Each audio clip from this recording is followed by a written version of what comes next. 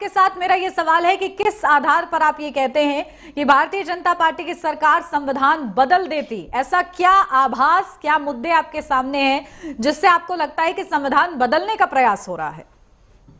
जी उन्नति जी, मौका देने के लिए बहुत बहुत धन्यवाद। मेरे साथ जो दोनों वरिष्ठ पैनलिस्ट हैं, आप सभी लोगों को बहुत बहुत धन्यवाद। साहब, संविधान को लेके बड़ी लंबी चौड़ी बातें हुई।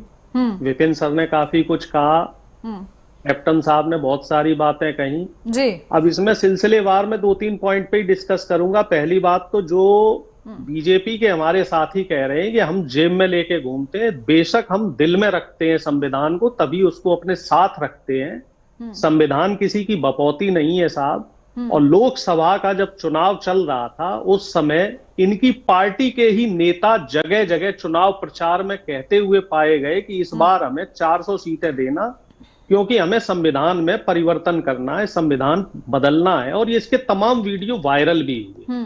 ये हमारी तरफ से कोई बातें नहीं कही गई थी, ये इन्हीं के नेताओं ने कही थी, इन्हीं के जो सांसद प्रत्याशी थे उन लोगों ने इस बात को कहा था। अदरवाइज 400 सीट का तो कोई तुक बनता ही नहीं है। 272 सीटें सफिशियंट होती हैं। आप 300 सीट की बात करते। इनकी मंशा कुछ और रहती है। वो एक कहावत आपने भी सुनी होगी, मुंह में राम और बगल में छुरी। अगर ये लोग इतना ही संविधान को मानने वाले हैं तो पिछले 11 साल में हमें बताया जाए कि दलितों, पिछड़ों और आदिवासियों की जितनी भी सरकारी भर्तियां हुई हैं उसमें नियुक्तियां क्यों नहीं की गई हैं? क्यों तमाम लाखों पद, सरकारी पद खाली हैं दलित, पिछड़े और ओबीसी के? क्यों सरकार सरकारी पद भरने में विफल रही है? क्यों सरकार ये कहती है कि हमारे पास सरकारी नौकरियों में जो पद भरने हैं उनके लिए पैसा नहीं है, जबकि प्राइवेट उपक्रम को आए दिन बढ़ावा दिया जा रहा है? लगभग मध्य प्रदेश में 30,000 से ज्यादा सरकारी विद्यालय हैं, वहां पे शिक्षकों की डेफिशिएंसी है, शिक्षक नहीं है। उत्तर प्रदेश की हम बात करें तो 27,000 प्राइमरी विद्यालय उत्तर प्रदेश में है जहां पर्याप्त मात्रा में शिक्षक नहीं है। हर जिले के जीआईसी जो उत्तर प्रदेश के हैं उनमें मात्र 25% शिक्षक हैं। उनकी भर्तियां क्यों नहीं की जा रही हैं? अगर हम तमाम अस्पतालों की बात करें तो अस्पतालों में पर्याप्त मात्रा में डॉक्टर नहीं है, वहां दवाई नहीं है, वहां प्रॉपर इंफ्रास्ट्रक्चर नहीं है सरकारी। और निजी अस्पतालों को बढ़ावा दिया जा रहा है, निजी संस्थानों को बढ़ावा दिया जा रहा है, प्राइवेट यूनिवर्सिटी को बढ़ावा दिया जा रहा है। आखिर दलित, ओबीसी, पिछड़ों और गरीबों के बच्चों को की जो पढ़ाइयां हैं वो महंगी क्यों की जा रही है? दवाइयां महंगी क्यों की जा रही हैं? ये संविधान पे चोट नहीं है तो क्या है?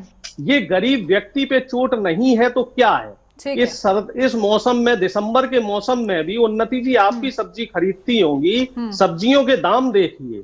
इस समय कोई भी सब्जी हमें बता दीजिए 50 रुपए से कम हो तो, जबकि सर्दियों के मौसम में सब्जियां सस्ती होती थी और हम लोग सोचते थे कि चलो बढ़िया सब्जियां खाएंगे। ये संविधान पे चोट नहीं है तो क्या है? अगर अडानी जी से सवाल किया गया है, मैं 1 मिनट और लूंगा उन्नति जी, अगर अडानी जी के नाम पे सवाल किया गया है तो बीजेपी के हमारे साथियों को दर्द क्यों हो रहा है?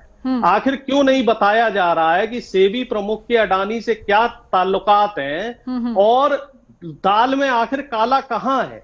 सवाल सरकार से होते हैं और सरकार से ही होने चाहिए। और जो हमारे बीजेपी के बड़े भाई कह रहे हैं कि जॉर्ज सोरोस से कांग्रेस के ताल्लुकात हैं या इन्वेस्टमेंट है, तो आपके पास तो जांच एजेंसियां हैं, आप जांच कीजिए। अगर आपको लगता है कि उनसे भी मैंने यही कहा कि इस विषय को पैनल में नहीं लाते हैं, संविधान पर घमासान चलाइए, संविधान पर घमासान पर टिके रहते हैं। ठीक है, लूंगा मैडम। नहीं अरुणेश जी, देखिए ये पैनल में, वहां पर संसद में हम लोग सुन रहे हैं, बहुत सुन रहे हैं सर अडानी। नो प्लीज, यहाँ पर संविधान पर चर्चा करने के लिए जवाब तो देने पड़ेंगे। मैं बिल्कुल ठीक है, मैं उनसे जवाब लूंगी आपके तमाम सवालों का, जो वाजिब सवाल